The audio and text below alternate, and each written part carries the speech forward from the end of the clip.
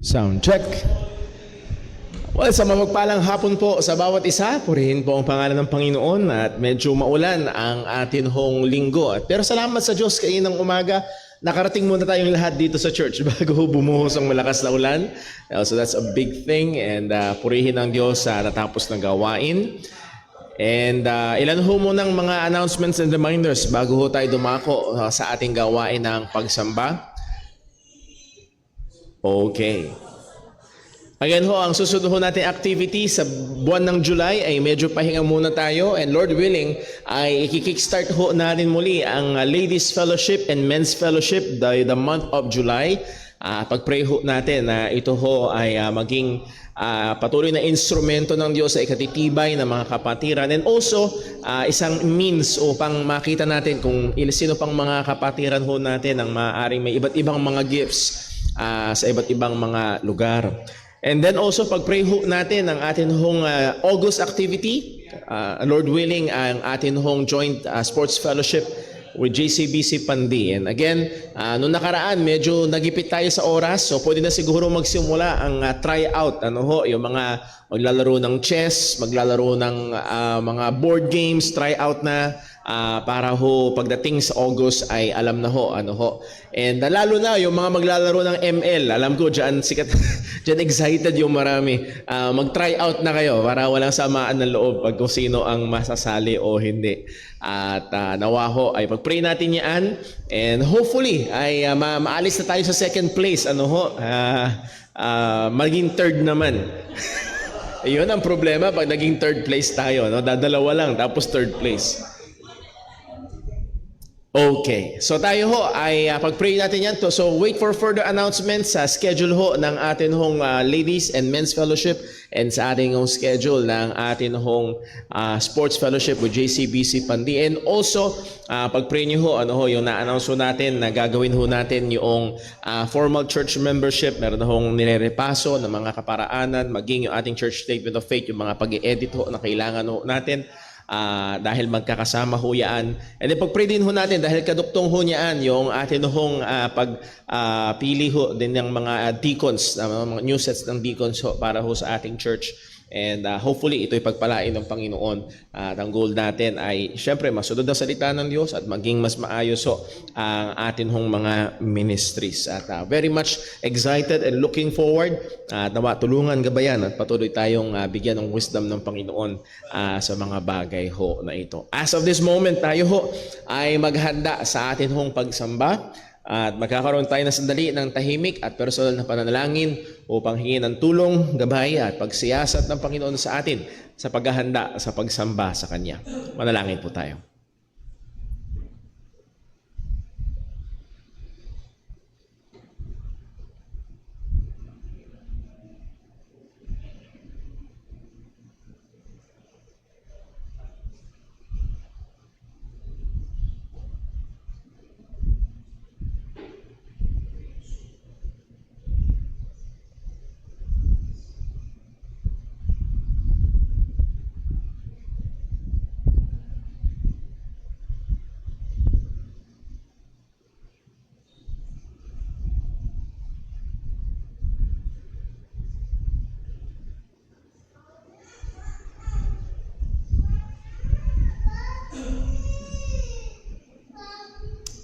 Let us pray.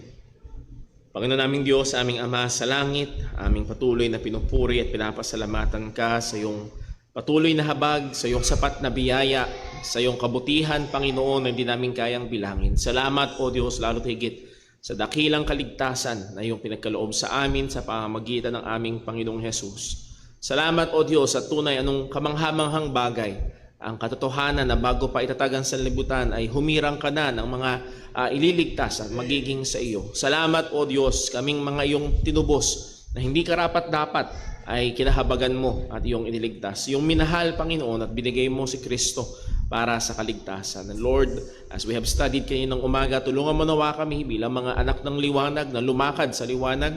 Tulungan mo na kami, Panginoon, na maging seryoso sa aming buhay pagpapakabanal. As Paul had said that we will put on our Lord Jesus Christ Saan mo man kami tinawag, saan mang panahon or oras ng aming buhay, nawa Panginoon ay masumpungan mo kami nagsusumikap sa kabanalan. And Lord, as this afternoon, as we seek to worship you, tulungan mo nawa kami at Lord sa maging sa mga alalahanin, mga problema, maaaring karamdaman, and even Lord ang kapaguran ng laman or kaantukan, tulungan mo nawa kami that all through this ay tunay naming masamba ang iyong pangalan. Lord, paalala mo sa amin lagi na hindi lamang ang presensya ng aming katawan, kundi o Diyos ang ang kalagayan ng aming puso ay yung binibigyang pansin sa mga panahon ng aming pagsamba. Nawa o Diyos, masumpungan mo kami na tunay na nag-aalay ng pagsamba sa espiritu at katotohanan para sa kapurihan ng iyong pangalan. Ikaw po naman patuloy na kumilos, ikaw po ang manguna sa amin. Patawarin mo kami, Panginoon, sa anumang mga pagkakasala, kasalanan namin, O Diyos, at patuloy mo po kaming tulungan sa kapangyarihan ng Banal na Espiritu ay patayin ang mga kasalanang nakatahan pa sa amin. At nawa ang iyong iglesia sa dakong ito ay patuloy na maging instrumento mo sa pangangaral ng Ebanghelyo at sa pagbabanal ng iyong mga mananampalataya. Lahat ng ito ay dalangin namin sa ngalan ng aming Panginoong Hesukristo. Amen. Stay po tayong lahat at tayo po ay umawit sa Panginoon.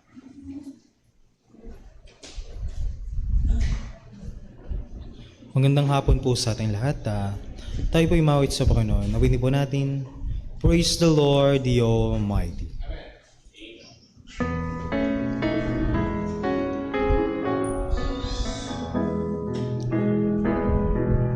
Praise to the Lord, the Almighty, the King of creation. Oh, my soul, praise Him, for He is thy help and salvation. Alleluia, now to His temple draw near. Praise Him in glad adoration.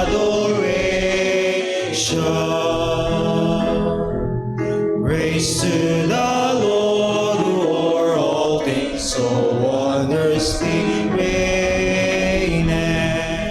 Shelters thee under His wings, live so gently sustained. Hast thou not seen how thy desire have been granted in what He ordained? Praise to the Lord who doth prosper thy work and defend thee.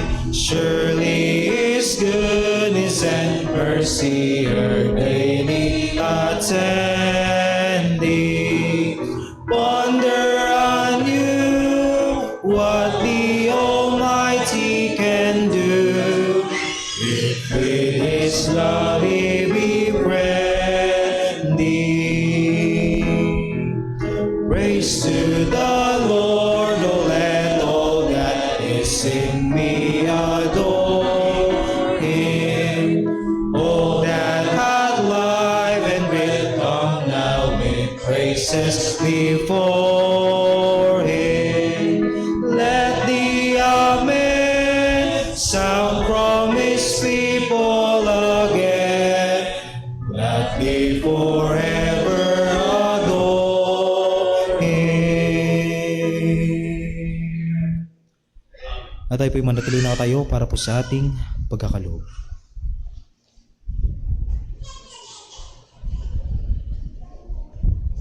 Magandang hapon po mga kapatid sa pananampalataya. Sabay-sabay po nating basahin mga talatang basehan sa pagkakaloob na magmumula po sa 2 Korinto, Kapitulo 9, talata 6 hanggang 8. Handa, basa. At ito ang ibig kong sabihin, ang nagtatanim ng kaunti ay kaunti rin ang aanihin, at ang nagtatanim ng marami ay marami rin ang aanihin. Ang bawat isa ay magbigay ayon sa pinasya ng kanyang puso, hindi nanghihinayang o napipilitan lamang, sapagkat iniibig ng Diyos ang masayang nagbibigay. Kaya ng Diyos na pagkalooban kayo ng masaganang pagpapala sa lahat ng bagay, upang maging masagana kayo sa lahat ng uri ng mabuting gawa, habang pinupunan ang lahat ng inyong mga pangailangan sa tuwina. Tayo po ay manalangin. Ama naming Diyos na mapangyarihan sa lahat, pinupuri, dinadakila namin ang banal mong pangalan, sinasamba ka po namin sa Espiritu at katotohanan. Salamat po sa hapong ito, sa aming pagsamba sa iyong banal mong pangalan. Patuloy po namin tinataas, niluluwalhati, Panginoon, ang iyong dakila mong pangalan. Salamat, Panginoon, sa mga pagpapalang pinagkakalob niyo po sa bawat isa sa amin, higit sa buhay, kaligtasan, Panginoon, na aming natamo sa pamamagitan ng iyong anak na si Kristo. Salamat, Panginoon, binigyan niyo po aming hininga upang kami po ay magpuri, magpasalamat, O Diyos, at patuloy po aming humingi ng kapatawaran sa aming mga nagawang pagkakasala, mga pagkukulang po namin sa inyo, O Diyos. Patuloy niyo pong linisin, dalisayin po ang aming mga puso, ang aming mga isip, nang sige maitapo namin, God, yung kaluwalhatian mo, makita po namin, God, ang dakilang yung awa at pag-ibig sa amin. Salamat, Panginoon, sa mga pagpapalang pinagkakalob niyo po. Patuloy pong turuan bawat isa na maging mabuting katiwala, Panginoon, sa biyayang pinagkalob niyo po sa amin. Patuloy niyo po aming turuan na magkalob po kami, Panginoon, na bukal sa aming puso, na patuloy po namin kilalanin lahat ng bagay na meron po kami, mga bagay na spiritual at maging mga physical, mga material na natatanggap po namin. Lahat ng ito ay nagmumula sa iyo, Panginoong Diyos. Inabalik po namin sa iyo ang nararapat at maging handog sa iyo, Panginoon, na mabangong samyo sa iyong harapan, Panginoon. Lahat ng mga malilikom na salapi, magamit, Panginoon, sa ikakalawak ng iyong gawain, maging sa Ebanghelyo, Panginoon. And Lord, patuloy ka pong magligtas ng wala pa sa pananampalataya. Gamitin mo ang iyong salita, Panginoon, na makapangyarihan na magligtas sa mga makasalanan na tulad din po namin, Panginoong Diyos. Sa gawain ito, kayo po ang malulhati. Patuloy ka po namin pinupuri, dinadakila ang banal mong pangalan sa pangalan ni Jesus. Amen. Tayo po ay magkalob sa ating Panginoon.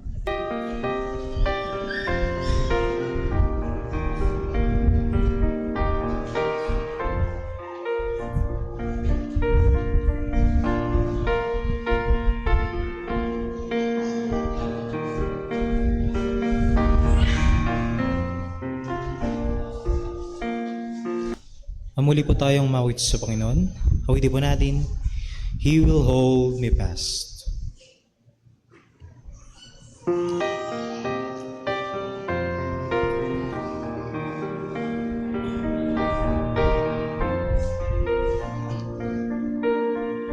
When I fear my fate will fail, Christ will hold me fast.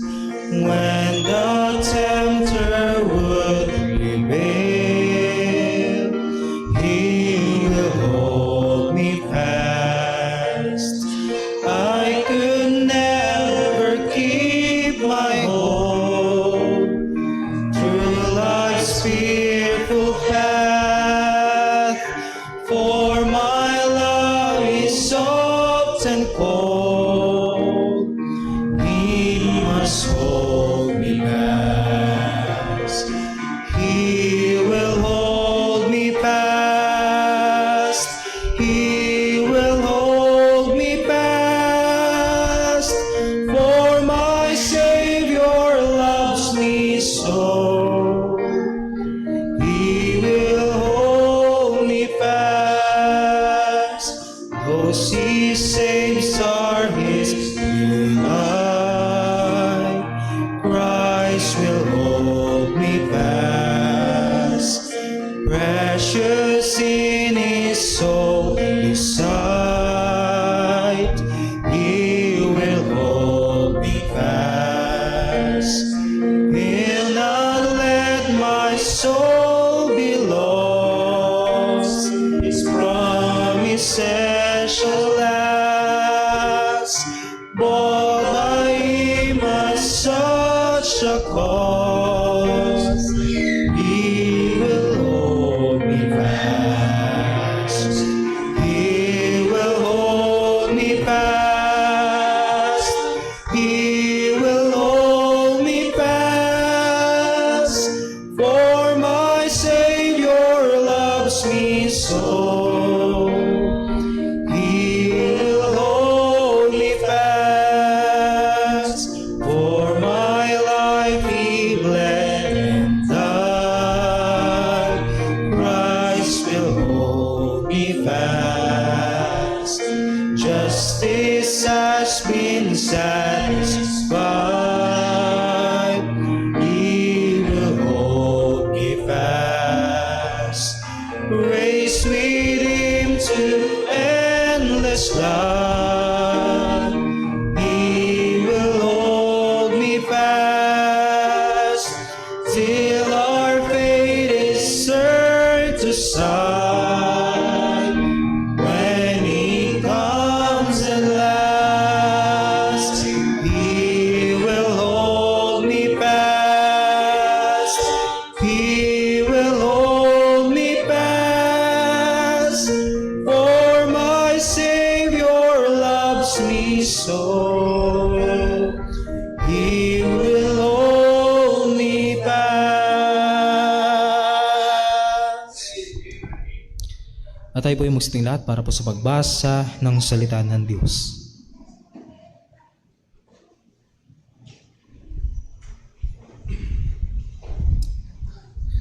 Magandang hapon po mga kapatid, ating pong buksan ang ating Biblia sa aklat po ng Salmo, Kapitulo 78, talatang 1 hanggang 8. Sabay-sabay po nating basahin, basa. O bayan ko, sa aking turo ay makinig. Ikiling ninyo ang inyong mga tenga sa mga salita ng aking bibig. Aking bubuksan ang aking bibig sa isang talinghaga. Ako'y magsasalita ng malalabong pananalita mula pa noong una.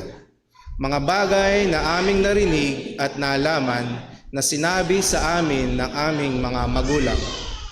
Ang mga iyon sa kanilang mga anak ay hindi namin ikuubli, kundi sasabihin sa darating na salinlahi ang maluluwalhating gawa ng Panginoon at ang kanyang kalakasan at ang kanyang mga kahanga-hangang gawa na kanyang ginawa. Sa siya'y nagtatag ng patotoo at sa Israel ay nagtalaga ng kautusan na kanyang inuutos sa aming mga magulang upang sa kanilang mga anak ay kanilang ituro naman. Upang malaman ang mga iyon ng susunod na salinlahi ng mga batang di pa ipinapanganak na magsisibangon at sasabihin ng mga iyon sa kanilang mga anak. Upang kanilang ilagak ang kanilang pag-asa sa Diyos at hindi malimutan ang mga gagawa ng Diyos, kundi ingatan ang kanyang mga utos. Upang huwag silang maging gaya ng kanilang mga ninuno, isang matigas ang ulo at salinlahing mapanghimagsik. Isang salinlahing ang puso ay di ginawang matuwid at ang kanilang diwa ay di tapat sa Diyos. Purihin po ang ating Panginoon, tayo po ay magsiupo.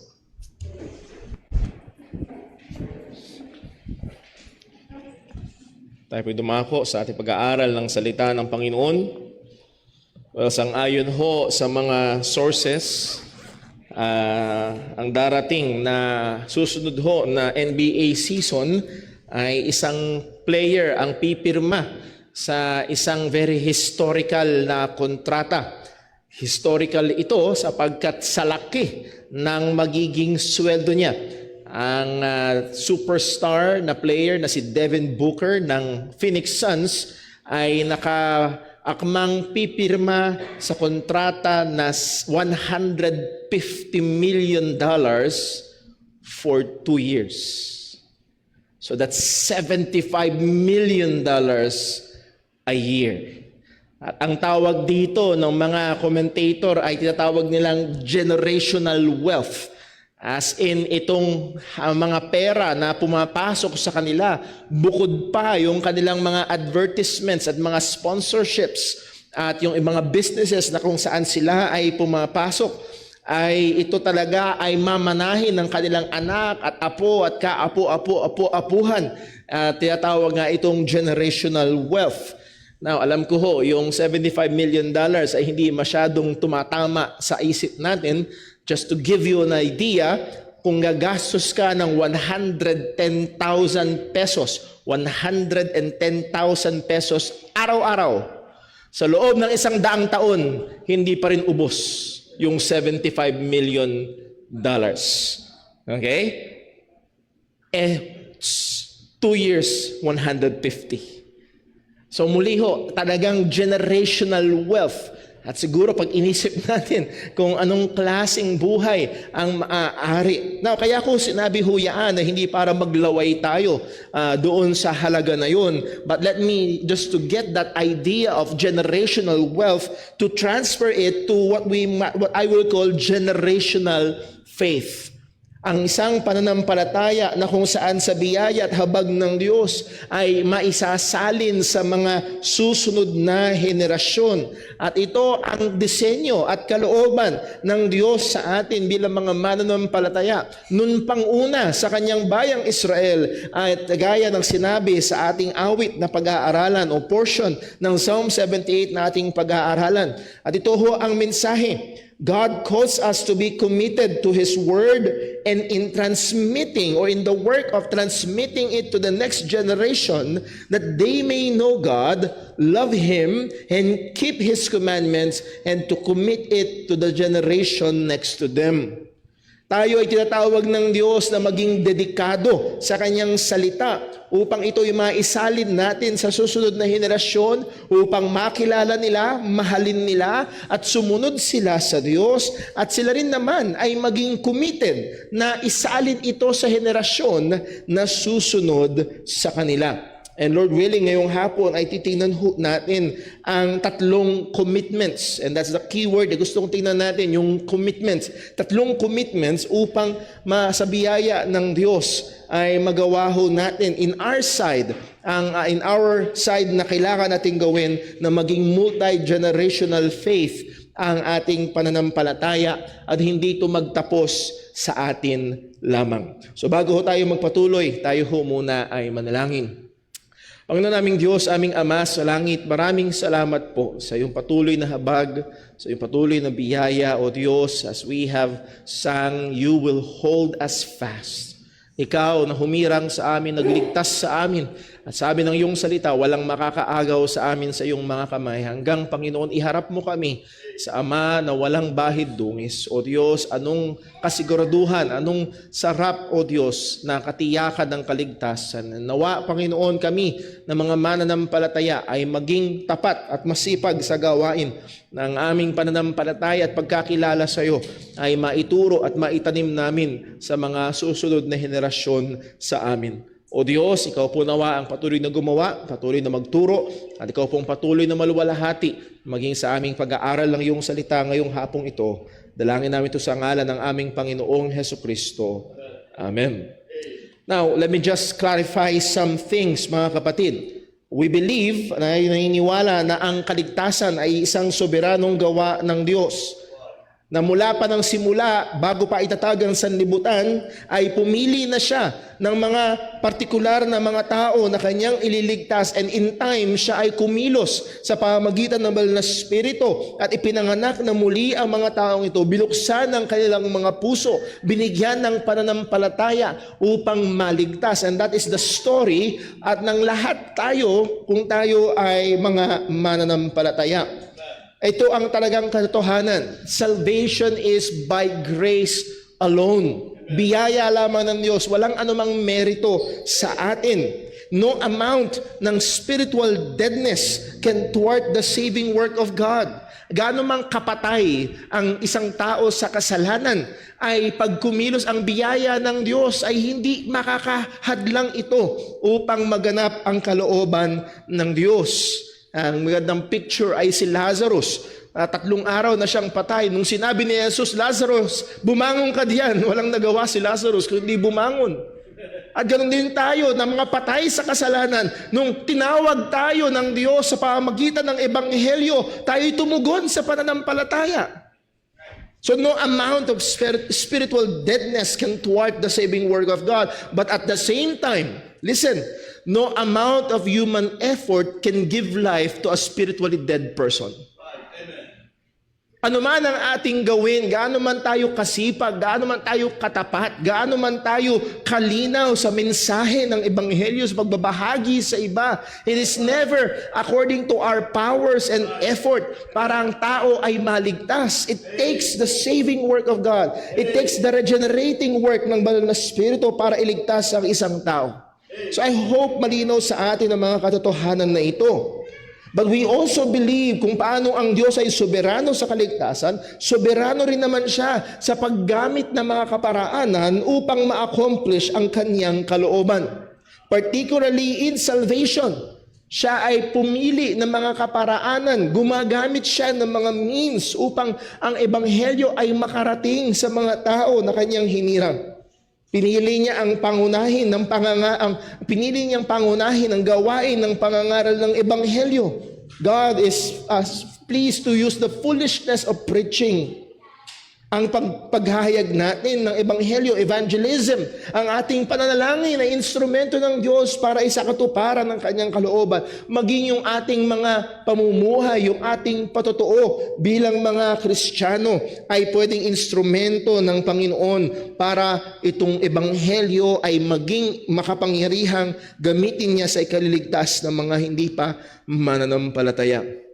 He may use ang ating mga efforts, lalo na particularly sa pagtuturo sa ating mga anak at sa mga susunod na henerasyon upang sila'y manampalataya, kumilala sa Diyos at manampalataya sa sinugo ng Diyos na tagapagligtas.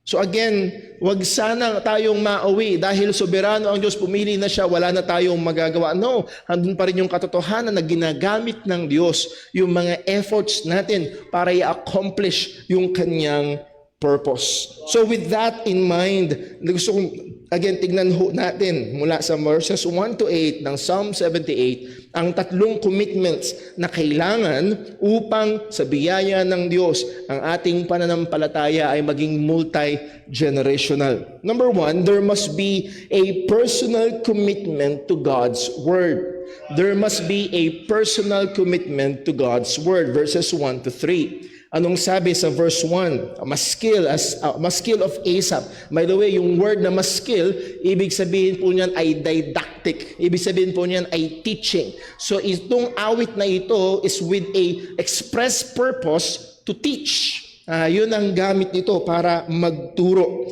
So dito ho sa kauna-unahang verses pa lamang, ang sabi, give ear, O my people, to my law. Incline your ears to the words of my mouth.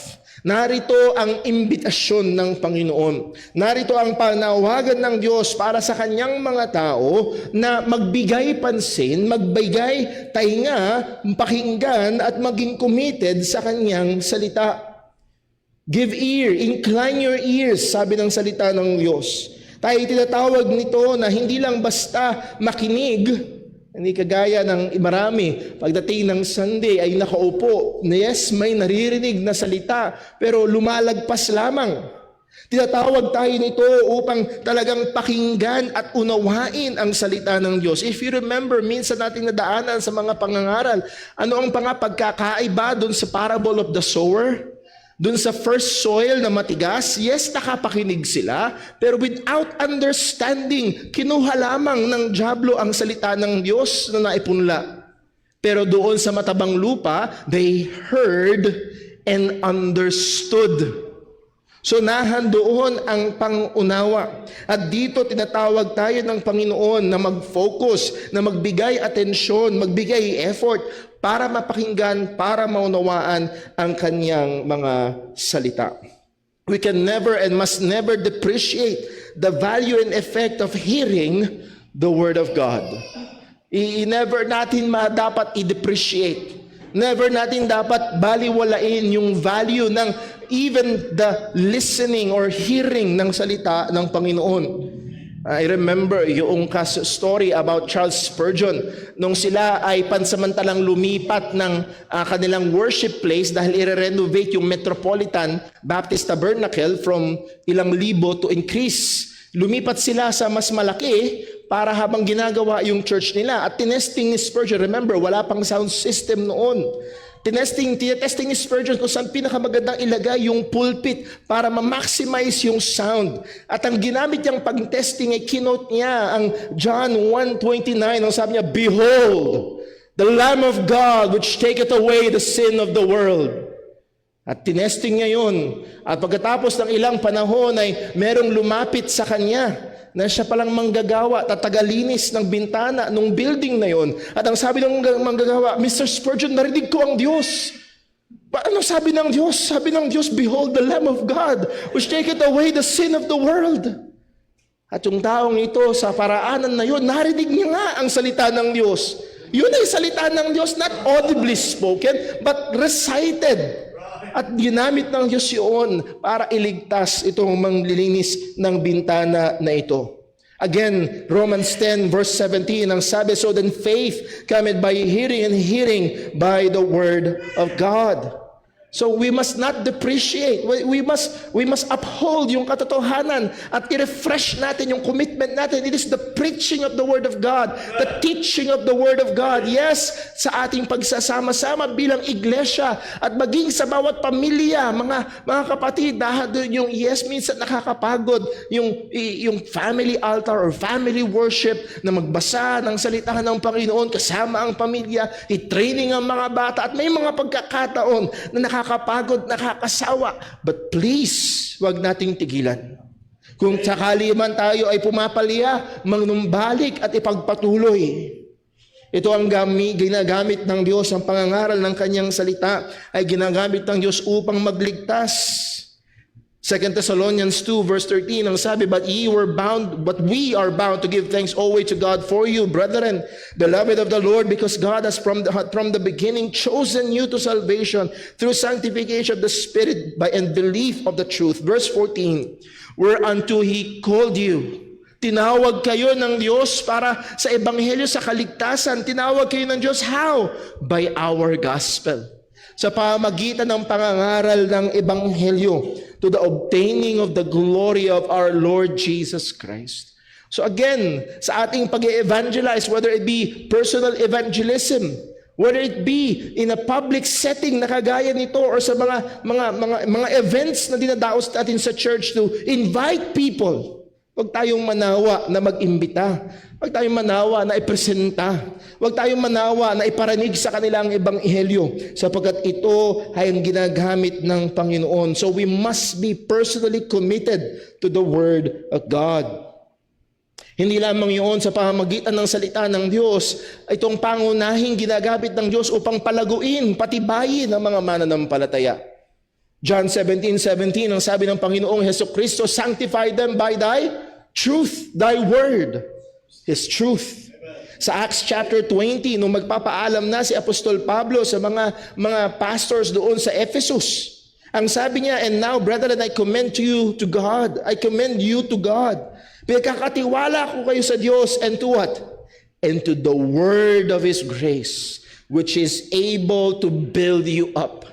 Ang magtatayo, ang magpapatibay, ang magpapalago sa mga mananampalataya ay hindi ang mga activities, hindi yung fun and games. It's the Word of God. So we must be committed sa salita ng Diyos. Sa pamamagitan ng salita ng Diyos ay binabago ng Panginoon ang ating mga kaisipan. Again, ang sabi ni Pablo sa Romans 12:2, and be not conformed to this world, but be ye transformed by the renewing of your mind. And as we have studied long ago sa Romans 12, ito ay sa pamamagitan ng salita ng Panginoon. At sa atin ho, bilang mga magulang, lalo kong na-appreciate ang mga ganitong mga pagkakataon, dahil ako ay isang magulang. Yes, batang magulang, or bata pa yung aming mga anak, hindi na ako bata, pero bagong magulang, the better word. At marami sa iglesia ang mga bagong magulang, pero hindi lamang sa mga bagong magulang, kundi maging sa matatanda na. Sa ating mga magulang, we must trust in the clarity of the Word of God at sa kahabagan ng Diyos na pwede niyang gamitin ang kanyang salita na ating matyagang itinuturo, itinatanim sa mga bata upang sila isang araw ay tawagin sa ikaliligtas.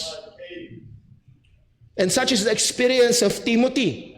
Sa 2 Timothy chapter 3 verse 15, ang sabi ni Pablo, and that from a child thou hast known the Holy Scriptures. Ang kanyang nanay at lola na si Eunice at si Lois ay matyagang tinuturo kay Timothy ang salita ng Diyos. And from that diligent teaching of the Scriptures, ang sabi ni Pablo, which was able to make thee wise at the salvation. unto salvation through faith which is in Christ Jesus. So we must be personally committed sa salita ng Panginoon. Itong dalawang nanay na ito ay committed sa salita ng Diyos, and we must be personally committed sa salita ng Panginoon. Deuteronomy chapter 6 verse 5. Again, ilang beses natin napag-aralan ang mga passage na ito dito sa church. Ang sabi ay ito, "And thou shalt love the Lord thy God with all thine heart, with all thy soul, and with all thy might. And these words which I command thee this day shall be in thine heart." Again, bilang mga magulang, or kung may mga young people, yes, may mga young people na naririto, one day, kayo rin ay magiging magulang. Ang salita ng Diyos na ituturo sa mga anak ay dapat munang nasa puso ng ama at ina. So narito ang challenge. Collectively as a church and personally as believers, we must be committed sa salita ng Panginoon.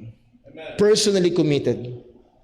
Ang sabi sa verse number 2 ng Psalm 78, balik tayo sa Psalm 78 verse 2, "I will open my mouth in parable, I will utter dark sayings of old." And what a wonderful verse is this, na tayo ay inaanyayahan ng Diyos na ikiling ang ating mga tenga.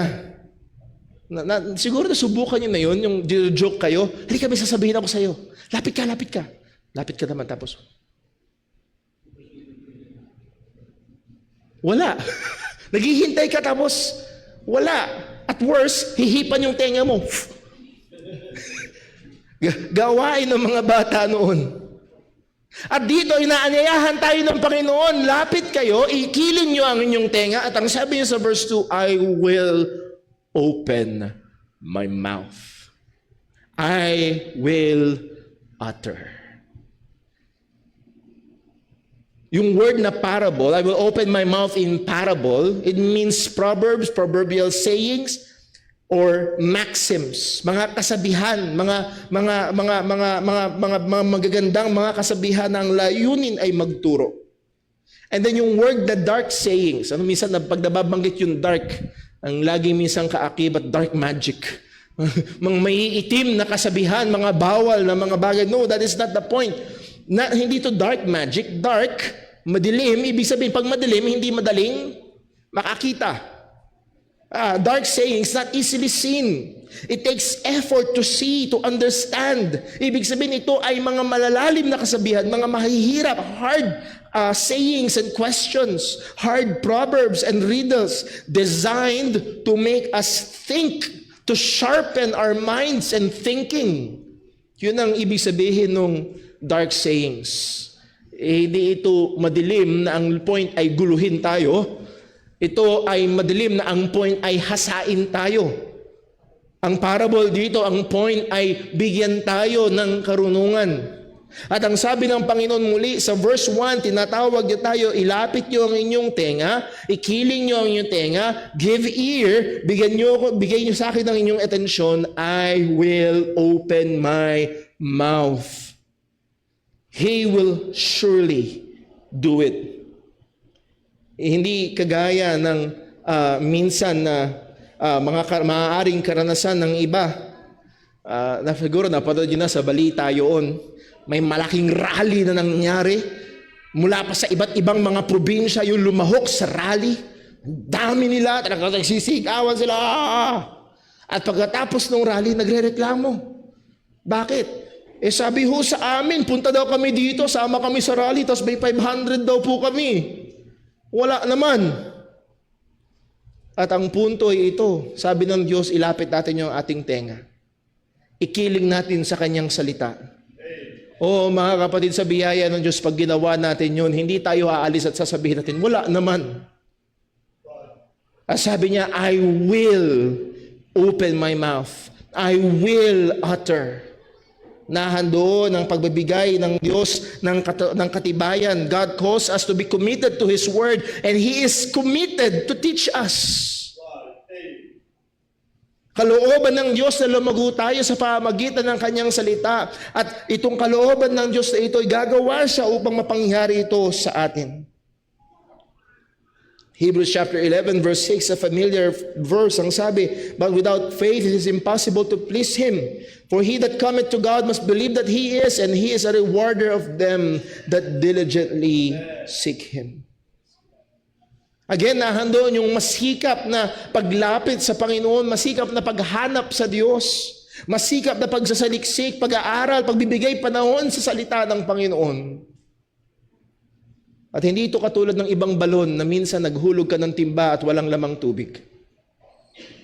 Ang sabi ng Panginoon sa biyaya ng Diyos, kung gagawin natin na may katapatan at may kaayusan, if we will incline our ears, He will utter, He will speak. Verse number 3, ang sabi ng salita ng Diyos sa verse 3, which we have heard and known.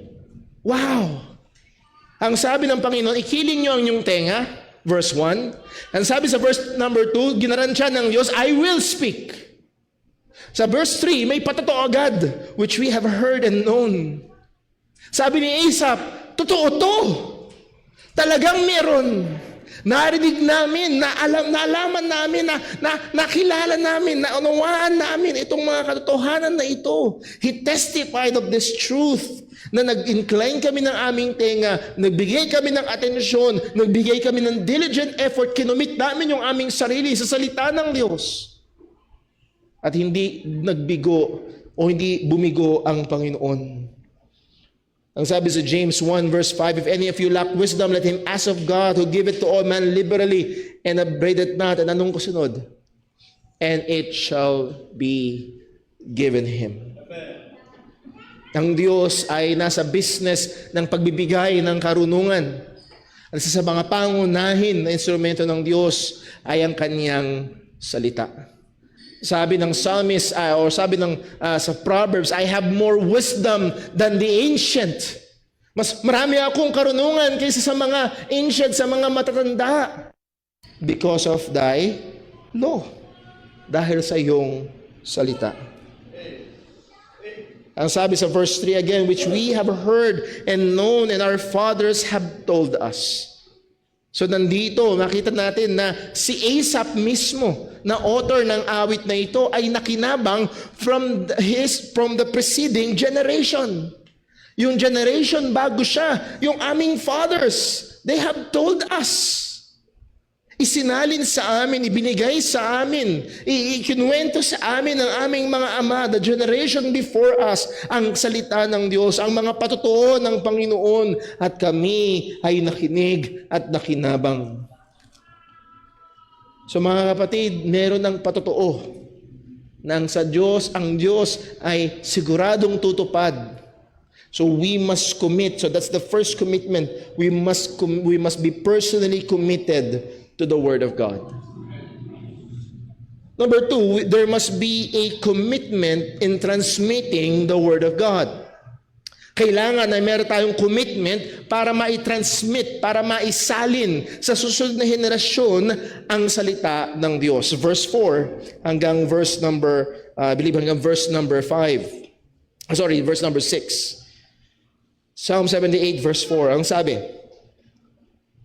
we will not hide them from their children, showing to the generation to come the praises of the Lord and His strength and His wonderful works that He hath done. Ang sabi ni Asaph, na isa sa mga lead singers, lead composers sa Israel. And again, isa sa mga pangunahin na nakaparaanan nung time na yon para magturo ay ang kaparaanan ng mga awit.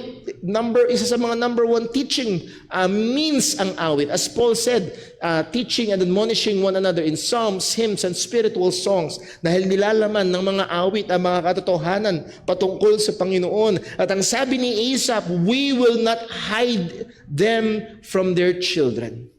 Ang sabi niya sa verse number 3, well, yung fathers namin, sinabi sa amin. At kami naman ngayon, hindi namin itatago sa kanilang mga anak. Asaph, this is Asaph, ay speaking as one of the main teachers in Israel, na siya ay committed sa kagawain ng pagtatransmit ng salita ng Diyos, ng mga katotohanan patungkol sa Diyos at ng Diyos sa susunod na henerasyon. We will not hide them from their children. Hindi niya itatago ang mga kapurihan ng Diyos. Hindi niya itatago ang kapangyarihan ng Diyos. Hindi niya itatago ang mga wonderful works, ang mga dakilang gawa ng Panginoon. Hindi niya itatago ang pagsasalaysay kung paano ang Diyos mula pa kay Abraham, tinawag si Abraham. Mula sa pagan nation, tinawag niya si Abraham. Yung miraculous birth ni Isaac. Yung pagpili ng Diyos between Jacob and Esau. Kung paanong sinustentuhan ng Diyos si Joseph doon sa Egypt. At yun ang kaparaanan ng Diyos para masustentuhan ang bayang Israel. Kung paanong sa loob ng Egypt, even under slavery, iningatan sila ng Panginoon. At makalabas man sila sa Egypt, ngunit naging matigas ang kanilang ulo. At kung paanong sa kabila ng kanilang katigasan, sinustentuhan sila ng Diyos ng mana, ng fire, ng pillar of fire during the night and pillar of clouds during the day in the wilderness for 40 years. Kung paanong ang Diyos ay gumawa sa maraming kaparaanan na nagbigay ng tagumpay sa kanila laban sa maraming mga kaaway. Yes, mga kaaway na mas dakila kaysa kanila. Mga syudad na mas malalaki kaysa sa kanila. Pero binigyan sila ng tagumpay ng Panginoon. Ang mga pagbibigay, probisyon ng Diyos, ang kahabagan, pasensya, kapangyarihan ng Diyos na nakita for those many years. Ang sabi ni Asaph, we will not hide it from their children. Ikukwento nila. At sana makita niyo dito, hindi lamang ito basta history lesson na napunta sa Abraham, mula kay Abraham, si Isaac, mula kay Isaac, si Jacob, mula kay Jacob, 12 tribes, at napunta sila doon sa Egypt, naalipin sila doon, lumabas sila doon, tumawid sila sa Red Sea, at kinangker nila ang Promised Land, pero nagpaikot-ikot sila ng 40 years. Hindi lang ito basta history lesson kung ano nangyari sa kanila. Ito ay history lesson ng gawa ng kamay ng Diyos. At yun ang malaking pagkakaiba. Hindi lamang kinukwento ko ano nangyari, kung anong kinukwento ko anong ginawa ng Diyos. Please, let's go back to verse number 4. I will not hide it. I will not hide them from their children, showing to the generation to come what? The praises of the Lord, the praises of Yahweh. His strength, yung kanyang lakas, His wonderful works. So muli, these are not just mere history lessons. Sabi nga nila, history is His story. Ang story patungkol sa Diyos, ang gawa ng Panginoon. Sinasaysay ang kanyang kadakilaan. And again, hindi lang ito minsan sa Book of Psalms at maraming pagkakataon. Let me just give one. Sa Psalm 145 verse number 4, ang sabi, Psalm 145 verse 4, one generation shall praise thy works to another and shall declare thy mighty acts from one generation to the other generation. Verse 5, I will speak of the glorious honor of thy majesty and of thy wondrous works. Verse 6, and men shall speak of thy mighty and of the might and thy terrible acts, and I will declare thy greatness. Isasaysay ko, ikukwento ko. Again, hindi lamang ito history lesson, kung hindi yung gawa ng kamay ng Panginoon. Ito yung isa sa mga encouragement ng mga Christian historical theologians na pag-aralan daw ang theological history. Na kung paano ang Diyos ay kumilos throughout the church history, kung paano iningatan ng Diyos ang ebanghelyo, ang mga katotohanan, na hindi lamang basta makita kung ano ang nangyari sa kasaysayan, kundi makita ang soberanong kilos ng kamay ng Panginoon. Sa verse number 5, ang sabi ni Asaph, for He established a testimony in Jacob. He, that meaning God, established a testimony in Jacob and appointed a law in Israel, which He commanded our fathers that they should make them known to their children. Sabi ni Asaph, as a teacher, hindi ko itatago ang gawa ng kamay ng Diyos. At isa sa mga dahilan na ito, He established a testimony in Jacob. Natatag siya ng patotoo sa Israel. Naglagay siya ng testimony. Merong record, merong patotoo ng gawa ng Panginoon. ng kapangyarihan ng Diyos. Isa sa mga example siguro na ma-appreciate ho natin ay doon sa Joshua chapter 4. Buksan lang natin sa Joshua chapter 4. Joshua chapter 4 verse number 1. Dito sa Joshua chapter 4, sila ay tatawid sa ilog ng Jordan. At ang ginawa ng Diyos, hindi lamang yung Red Sea ang hinati ng Diyos, pero pang isang hinati ang Panginoon, yung Jordan River, na kung saan tumawid din ang bayang Israel sa tuyong lupa. Pero sa kanilang pagtawid, sinabi ng Diyos kay Joshua, Joshua, tumili ka ng mga leaders diyan, isa sa bawat tribe, at kumuha kayo ng tigi-tigisang bato para sa bawat tribe. Basahin natin, verse 1. And it came to pass when all the people were clean, passed over Jordan, that the Lord spake unto Joshua, saying, Take you 12 men out of the people, out of every tribe a man, and command ye them, saying, Take you hence out of the midst of Jordan, out of the place where the priest's feet stood firm, 12 stones, and ye shall carry them over with you, and leave them in the lodging place where ye shall lodge this night. So nakatawid na silang lahat. Okay? Balik kayo doon, pumili ka ng 12, balik doon, kumuha ng 12 bato.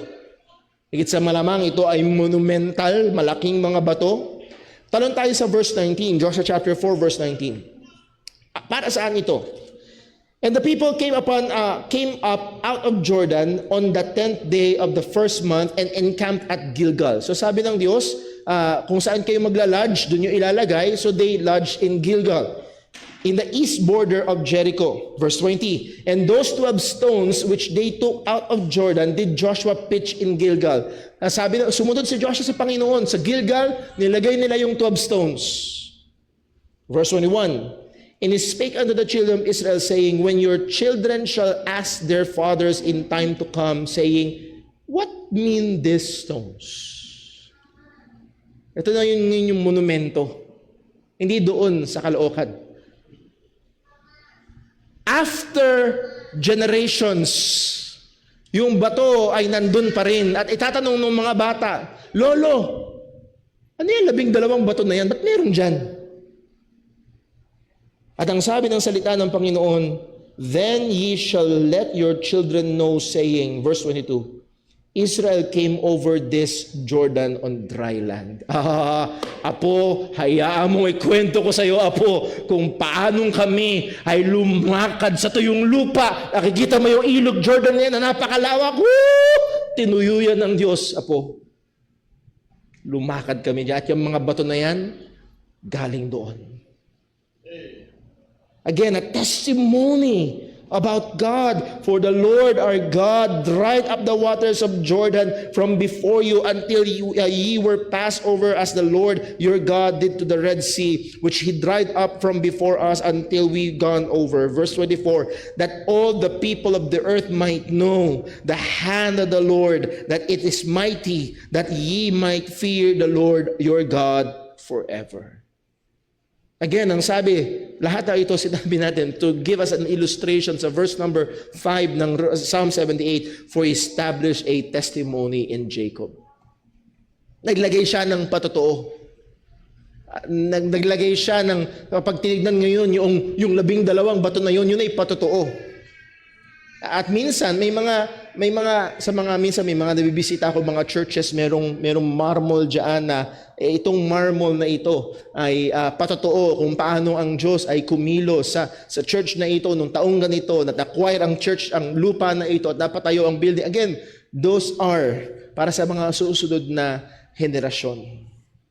He established a testimony in Jacob. Hindi lamang yun, and appointed a law in Israel. Nagtakda siya ng batas sa Israel. Well, para saan yung batas na ito? He appointed a law in Israel, which he commanded our fathers that they should make them known to the children. Again, inutusan niya ang mga magulang sa pangunguna ng ama ng tahanan na magbigay ng history lesson sa kanilang mga anak patungkol sa Panginoon. We will go back sa Deuteronomy chapter 6 na kung saan binasa natin nang sabi ng Panginoon there's one Lord. Meron lamang, "Hear, O Israel, the Lord our God is one Lord, and thou shalt love the Lord with all thine heart, with all thy soul, with all thy mind." Pagdating sa verse 6, "And this word which I commanded this day shall be in thine heart." Verse 7, "And thou shalt teach them diligently unto thy children, and shalt talk of them when thou sittest in thine house, and when thou walkest by the way, and when thou liest down, and when thou risest up." Tinuro, nagbigay ng utos ang Diyos sa mga magulang na kailangan nilang turuan ang kanilang mga anak patungkol sa Panginoon. Kailangan nilang ipakilala ang kanilang mga anak, sa kanilang mga anak ang Diyos ng Israel. So there must be again a commitment to transmit the word of God to the next generation.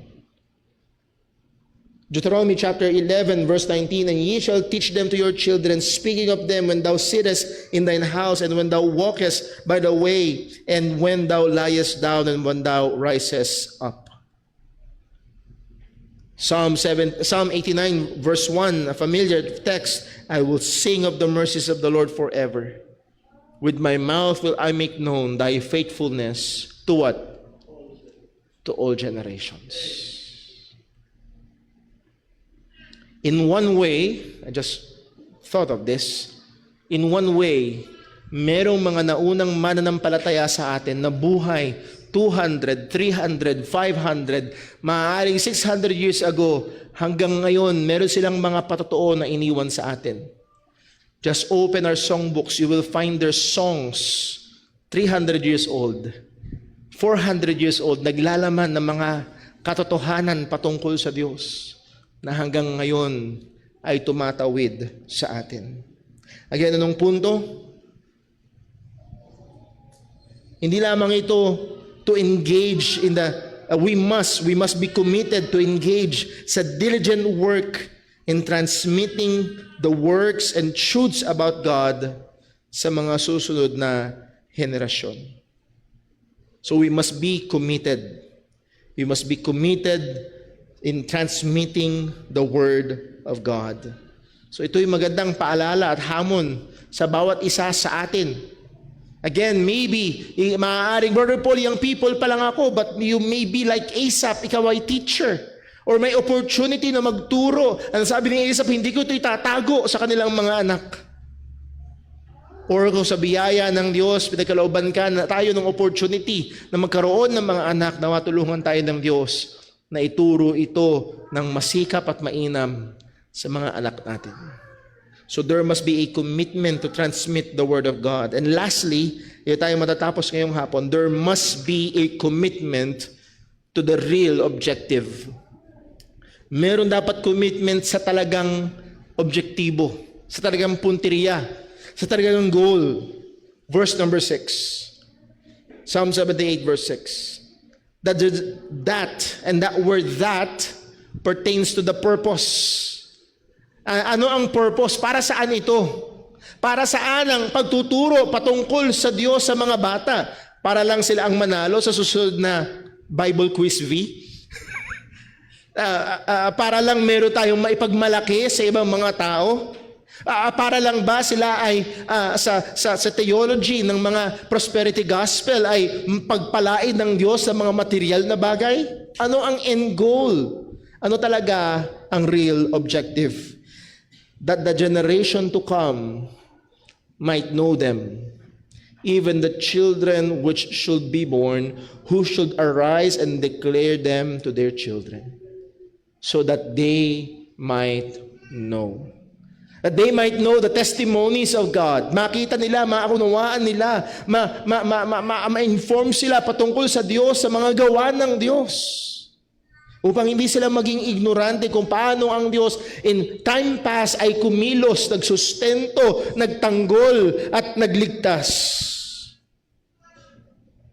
Hindi lamang yun, upang ang mga kautusan ng Diyos ay maituro sa kanila at maipunla sa kanila. At hindi lamang sa kanila, kung hindi even the children which should be born, maging yung mga anak na hindi pa again, ang puntirya ay yung magiging anak ni Timmy, yung magiging anak ni Leah. Ang thinking is not just here and now, and that's just the next, and even to the next generations. Who should arise, at ang layunin na ito, yung mga susunod na henerasyon will also arise and declare them to their children. Sasalin ng sasalin, sasalin ng sasalin. Muli, hindi tayo ang magliligtas, pero ito yung gawain na ibinigay sa atin ng Panginoon. The goal is that for the next generation to know God, and that next generation will make the next generation know God also. Verse 7, Psalm 78, that they might set their hope in God. Well, anong purpose? Maging theological, maging ano namang sila, theologically educated? Gusto lang ba natin na alam nila ang sola scriptura, sola fide, sola deo gloria? Gusto lang ba natin na alam nila ang history ng church and so on? Yun lang ba ang gusto natin, na maging educated sila? No, that they may have an experiential faith in God. Ang sabi sa verse 7, that they might set their hope in God. Muli ho, ang ating layunin ay hindi isalin lamang ang tradisyon. We have seen that, mga kapatid. Hanggang ngayon, maraming mga tao salin ng tradisyon, but they do not know God. Ang goal natin upang ang susunod na henerasyon ay makilala ang Diyos at magtiwala rin sila sa Diyos, at yung susunod na henerasyon sa kanila ay makilala din ng Diyos at magtiwala rin sila sa Panginoon. That they might set their hope, their trust, their confidence in God. Again, ang goal ay hindi lamang sila gawing relihiyoso at maging tagasunod ng mga tradisyon na hindi nila nauunawaan. Ang goal is that they have experiential faith sa Panginoon, that they will hope in God, that they will trust in God. Psalm 146 verse 5, happy is he that hath the God of Jacob for his help, whose hope is in the Lord, in Yahweh, his God. Happy. At yung word na happy na yun also means blessed. Blessed is he that hath the God of Jacob for his help, and whose hope is in the Lord his God. Gusto ba natin na totoong maging masaya ang mga susunod na henerasyon? They should learn to trust in God. So ang punteriya talaga, muli, ay hindi lang basta manahin nila yung title na Baptist. Ang goal ay magtiwala sila, makilala nila, sampalatayanin nila, at magtiwala sila sa Panginoon. That they might set their hope in God and not forget the works of God, but keep His commandments. Hindi nila makalimutan ang mga gawa ng Diyos, kung paanong in history past, and even sa church history, Old Testament, New Testament, and sa church history, in early church, ay gumawa ang Diyos. That they not forget the works of God. And also, that they should end up keeping His commandments. Anong punto ng gawain na ito? Ng ating pagiging committed sa salita ng Diyos at committed tayo sa pag-transmit ng salita ng Diyos sa susunod na henerasyon upang matuto sila, upang makilala nila ang Diyos at magtiwala sila sa Diyos at sundin nila ang Panginoon. And then lastly, sa totoong objective, upang hindi sila magaya sa mga matigas ang ulo. Ang sabi sa verse 8, and might not be as their fathers. Mga kapatid, sadly, kanina ho sa Sunday school, and even after ng Sunday school, may kumausap sa akin na marami talagang mga pastor na hindi na dapat nasa pagpapastor. Again, isa ito sa mga hope natin. Ano yung susugurin natin sila? No, isa sa mga hope natin ay ituro natin at maging committed tayo sa salita ng Diyos at sa biyaya ng Panginoon sa church na ito na makikilala ang Diyos, na magtitiwala sa Diyos, na susunod sa Diyos, ay hindi tutulad sa mga manggagawa na lumalapastangan sa pangalan ng Panginoon. That and might not be as their fathers, a stubborn and rebellious generation, a generation that set not their heart aright and whose spirit was not steadfast with God. Upang matuto sila mula sa mga bad examples, anong ginawa ng Diyos? If we will go back sa history ng Israel, pinasugo ng Diyos ang 12 espiya upang tignan ng lupa. Pagbalik, ang sabi ng dalawa, kaya natin, magtiwala lang tayo sa Diyos. Ang sabi ng 10, masyado silang malaki, masyado silang marami, masyado silang makapangyarihan, hindi natin kaya. Anong ginawa nila? Hindi sila nagtiwala sa Diyos. Ano naging resulta? Pinaikot-ikot sila ng Diyos ng 40 taon sa wilderness. Matutunawa tayo. Maunawaan natin o matutunawa tayo sa kanila na mga naging rebelde at hindi nagtiwala sa Diyos, sa kanila na hindi naging tama ang puso, sa kanila na ang mga espiritu, ang kalooban ay hindi steadfast, hindi nanatiling matibay, hindi nanatiling matatag sa Panginoon, kundi lumayo sa Diyos. Again, anong pinakamensahe? God calls us to be committed in His Word and in transmitting it to the next generation, that they may know God and love Him and keep His commandments, and to commit it to the generation next to them. Upang makilala nila ang Panginoon, upang magtiwala sila sa Diyos. So, what are the 3 commitments? There must be 1, a personal commitment to God's Word. 2, there must be a commitment in transmitting God's Word. And number 3, there must be commitment to the real objective. Nawa, tulungan tayo ng Panginoon. At maging kumbinsido tayo. Makita natin na ang atin hong pagsusumikap sa salita ng Diyos, sa ministeryo ng salita ng Panginoon, hindi lamang para sa here and now. Hindi lamang para sa atin, kundi para sa mga susunod pang henerasyon sa atin kung hindi pa babalik ang ating Panginoong Hesukristo.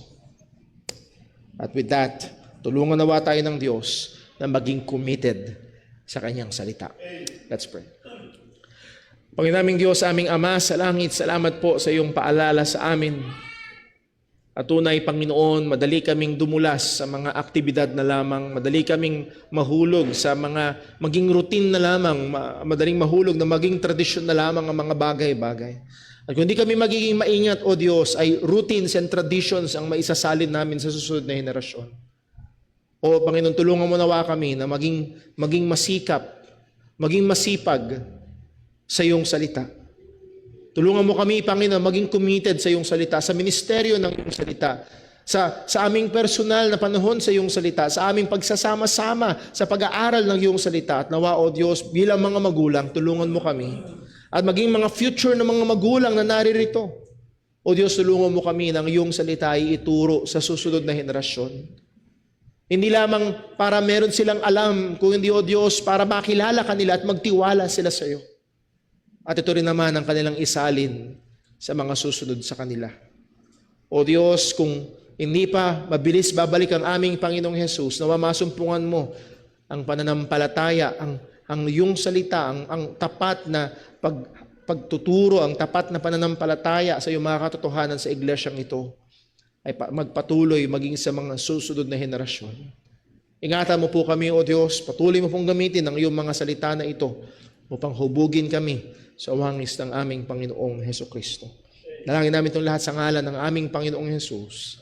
Amen.